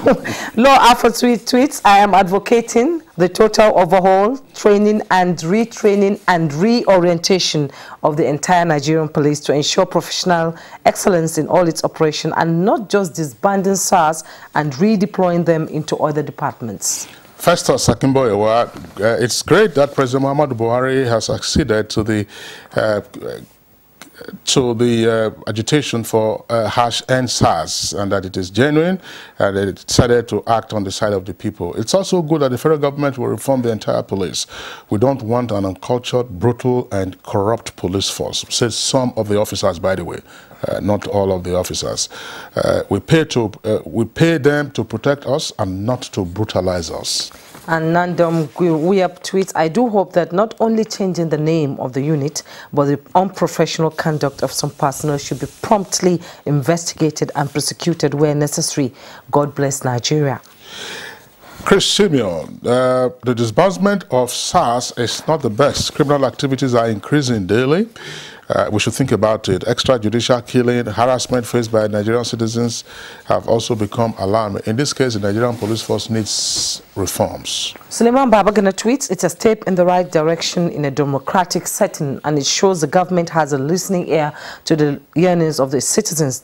The atrocities being committed by the outfit should be investigated and prevent further reoccurrences. The next step to be taken is for the IG to ensure full compliance to a directive by all police units across the country, and defaulting elements among the officers and men should test the full wrath of the law in order to set a good example for others to follow. Leo Fadaka, disbandment of SARS is the first step in the holistic reform of the police, I hope. Now, kudos to the Inspector General of Police and President Buhari for the rapid response to the genuine outcry of patriotic Nigerians. Adequate funding, training, and recruitment must meet global standards for Nigeria's security. And Mutana Farouk tweets, disbandment of SARS is never a solution to the imminent brutalization of the innocent people by the bad eggs in the police force. I would have expected the police force to carry out a robust and drastic reform instead of scrapping it. Those bad eggs should be prosecuted. Steve Bond 007, that's the Twitter handle, that's Steven. says it's the 5th attempt at dissolving them, that's to say SARS, but no changes, and no one believes this move. It's all words with no action. And Olado Tunkadri tweets, governments need to create mass employment for the youth state by state. Imagine these youths are employed and have to be at work this morning. Would they be protesting? Motana Farouk, allow the good ones to do the good work they are known for. You cannot amputate all your fingers just because one is rotten. I don't support the disbandment, but I support the reform and the punishment of those guys who are perpetrating crimes. Ibrahim Modo Adu tweets, the protests have started turning into something else. The protesting youths should desert our streets because their action is causing untold hardship to motorists and creating nuisance to the society. After the disbandment, I think the protest should end by now. The disbandment is the right decision by the police. However, professional training should be given to the police to understand the rule of engagement and behave professionally in their conduct. Meanwhile, protesting despite the disbandment is quite annoying. Yunusa Idris, disbandment of SARS is a welcome development as demanded by Nigerians. But if I were the Inspector General of Police, the Police Service Commission, I would reform the unit and have persons that have intellectual mindset. With the coming of the Police Trust Fund and Police Act 2020, I believe something tangible can be achieved. Adamu Stephanos tweets, the disbandment is indeed commendable, but what matters most is knowing and seeing how those disbanded are treated so as not to lead to another problem. We're waiting for FG's next step of action. Our lives matters. All right, now those are the tweets that we can accommodate in the meantime. We want to return to our guest. Dr. Ona Ehomo, I want to draw attention to a point that one of the guests, in fact, Kemi, made a point. She says that we should regard the demonstrations, even after the disbandment of SARS, as a signification of protest against widespread police brutality. That if we were to see SARS merely as a unit which has been disbanded, then we would have a view of the larger picture, which is to say the unfriendliness, so to speak, of the police of police officers, and therefore their brutality. Let's try and see how we can drill into this. If we're talking about reforms and therefore getting police to truly be friends of society and for society to be friends of the police. The police say that the police is your friend, but how many of us believe that? Why is it that there is this us versus them mentality that appears to drive policing in Nigeria? We had a guest on Good Morning Nigeria last week who said that sometimes if you don't strike fear into the civil populace, then they might not respect you. Has that been carried too far by the police, whether in terms of crowd control or just simple policing duties that they believe that they must vandalize the individual, as the saying goes, or brutalize him or her? Well, thank you very much, sir. I think it goes to the philosophy of policing, the philosophy of crime control, and then the methods that are utilized by officers in the street. What works for people? I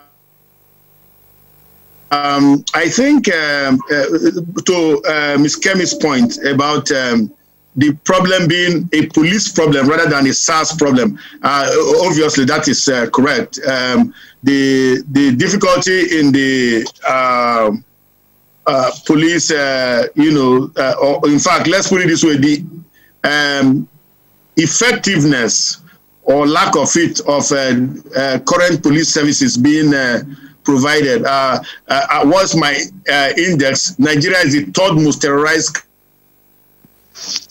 country in the world today. So that gives that shows that whatever it is, because the police is in charge, or the police is constitutionally sized or tasked with internal crime control or crime control, internal security in Nigeria. So if we are being terrorized in Nigeria, no matter by whom, whether it's by the bandits or by the kidnappers or by the armed robbers or whoever, by the cultists, by the ritual murderers, whoever is terrorizing it is perhaps an indication that the police service we are getting is not adequate. Now, as a pushback to that, a lot of police members, I think somebody said it here, that it is generally considered that, well, I think Kemi said, she said, you say, go and investigate the crime, say, find your way to go and investigate the crime, which means they are not adequately resourced to do whatever it is that they need to do. And so they use self-help remedies, whatever those self-help remedies so the problem is a systemic problem. That's really what I'm trying to say. It's a problem of the whole police agency rather than just a problem of SARS. SARS is just the leading edge of the arrow right now that we are seeing, and that perhaps is making its own abuse so obvious. But I think basically there is this big trust deficit between the citizen that is being served, the citizenry that is being served, and the police agency, and that has to be bridged as soon as possible. Whatever reforms that the IG or whoever is in police management needs to put in, it needs to be bridged. But I need to quickly say one thing, because I know we are going to be timed out very soon. We need to get metrics-led policing in Nigeria. We have to get crime data. The police, part of what I called for in my release today is that the police must twice in a year release crime statistics, such that we now have an objective basis for measuring their performance. It's not enough to be anecdotal, or it's not enough to just say, oh, it's good or it's bad based on whether my brother is IG or not. You know, let us have objective measures of crime, because that will also feed into my own data as an analyst, as a researcher, such that I can research and I can tell whether crime is increasing or decreasing, and the quality of life generally in Nigeria. Because not doing that is not serving Nigerians properly. Yes. Dr. Onakemo, we'll come back to you as we're going to time you out for your closing comment. Kemi, let's talk reality on the ground now. These people are trained. They live out there. Only God knows where they are. And now they are disbanded and are expected to be absorbed into regular policing.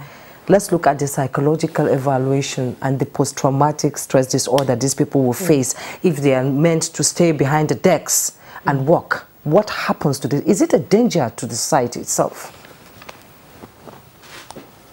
They were already a danger to the society. Yes. Being I mean, letting them out of the, yes. I'm of the school of, my school of thought is, whichever way, those that are the bad eggs are a danger to the society. Yes. And that we shouldn't say because you want to address that, we should keep them within the system. And so the process of bringing them back, it has to be a process. It's just the way you have DDR. You need to think of something for this situation where we are in right now. And that is, you've disbanded them. Have you brought them together? How quickly can you bring all of them together? Then you now do a psychological assessment. And then you need to do a briefing. I mean, you need to show them what people are saying and what brought us to where we are right now. And then, I mean, then you start the training. When you, based on the assessment and the reports that you have, you weed the good ones from the bad ones. The ones that have complaints against them, and they need to go through the complaints review mechanism. If they have to be charged, they need to be charged. If they have to be dismissed, they need to be dismissed and handed over to the appropriate authorities for prosecution. There's no two-way about that. Those that are remaining are the ones you now invest in as per training. And then you now determine where you're going to put them. Yes, they need to do desk duties for a while so that they can cool off, right? You don't immediately put them back into operations.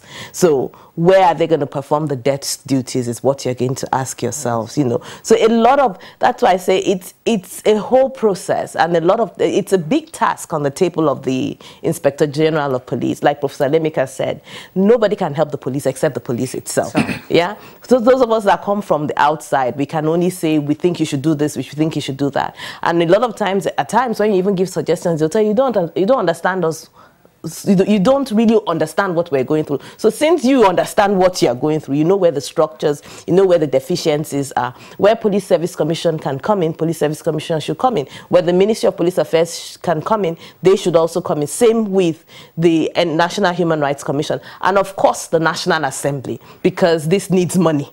Right? And so the money needs to be voted. The Police Trust Fund, what is keeping it from taking off? Because there needs to be an appropriate mechanism for channeling money so that the money that is channeled can also be tracked, and we should be able to know if it's being effectively utilized. All right, thank you very much, Kemi. AIG Bala Hassan, one point that has been common since all of these agitations started or boiled over, it's been psychological and psychiatric evaluation of some of the SARS officers. I mean, some of them work under tremendous stress. There's no question about that. What has been the challenge? I'm a bit reluctant to ask this, but what has been the challenge in the police authorities conducting either psychological or psychiatric evaluation? Because sometimes the encounter that citizens have with some officers, it just shows that, look, what kind of men do you have wielding assault rifles? And at the least provocation, they put you to sleep.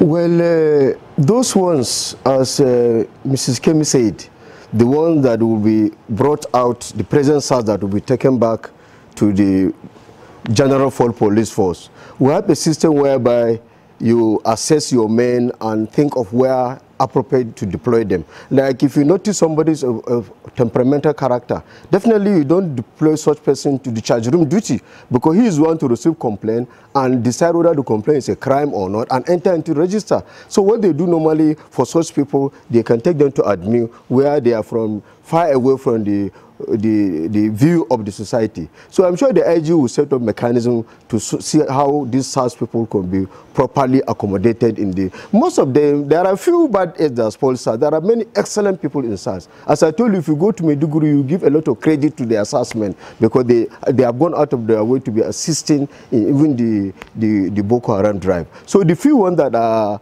we think they have issues, we could rehabilitate them, liaise with the Human Rights Commission, see how we can get them a better person that will be good for everybody. Then, as equally suggested by Mrs. Kemi, the Police Service Commission, the National Assembly, the Police Trust Fund, the IG, all the stakeholders should come together. Nigerians are very impatient people. They want to see results.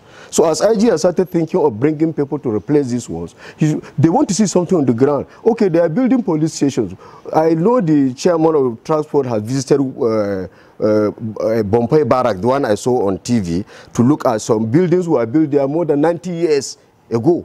If you push them, they will fall. So these are some of the things that we expect if the money is ready. Let Nigerians start seeing change in terms of training of the men so that they can respond better to members of the public. But the public don't want to push around. And of course, in this new system, we don't expect to see SARS patrolling anyhow on the road, whatever name they call, whether they are Special Offences Bureau or whether they are SWAT, they don't be patrolling aimlessly. They could stay like a city like Lagos. You can keep some in Ikeja, some in Lekki because of the go slow. If there's a problem in Abuja, they cannot pass. So you station them in a particular location. If there's any major crisis, they will radio them to go and move and solve the situation and come back and pin down in a small office where it's reserved for them. And I expect them to operate in that manner across Nigeria. The days where you'll be seeing SARS on the road stopping people, I'm sure will go. And I mean, let me not be calling them SARS again. The special intervention team that we form, it's only when there is a request, there's a problem on the highway, you see them.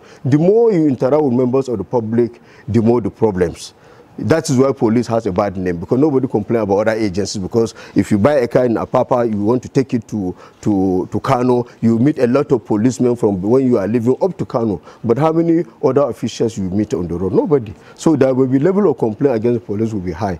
But in this new attitude we expect SARS to be less sane, unless if there is crisis, they can come in and interject and bring situation under control. So we want the those principal stakeholders, the IG, the Police Trust Fund Chairman, the National Assembly, the Police Service Commission, and Human Rights Commission, all stakeholders to start doing what they are supposed to do from now, so that Nigerians can see the changes, so that these boys who are now on the road, I'm sure now they have already had the calling of other people have deserted the road. They should remain in their houses, because some criminals can capitalize on this to come and rain mayhem on innocent members of the society who want to go and look for their daily bread. Now that schools have opened, children want to go to school, primary school, secondary school. If they continue to block the road, it will still affect the security of the nation and also the national economy.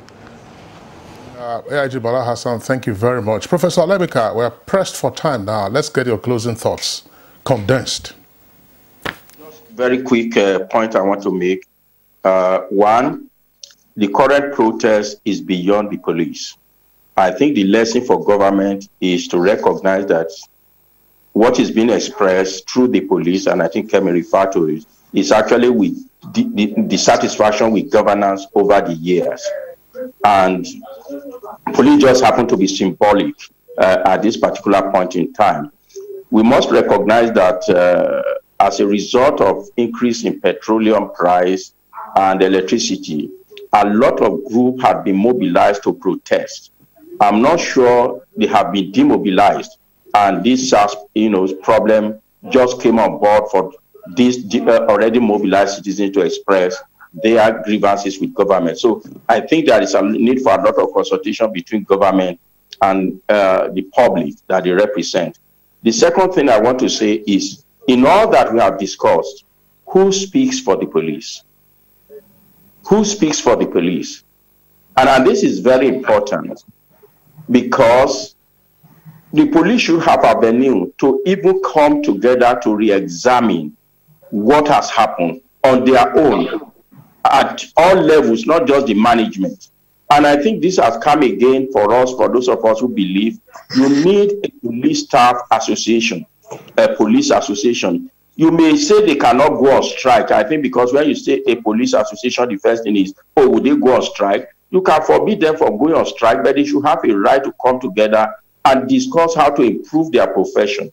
And of course, that's something that I think we should put on the table as part of the reform.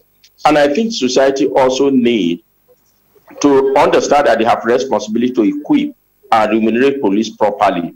We should not put police in the line of danger without the support that they require. Finally, somehow we need to find a way of ensuring greater compliance with law. When I come to Abuja from my village in the province where I live in Jos, and I see people drive, the lawlessness, even just at traffic, says something about us as a country. And I think we must be addressing, why is it so difficult for us to comply with laws, either as individual citizens or as agencies of government? Finally, we need to use technology. Okay, Professor Etenibi Alemeka, Professor of Criminology, University of Jos, and Visiting Professor, National Institute of Security Studies, Abuja.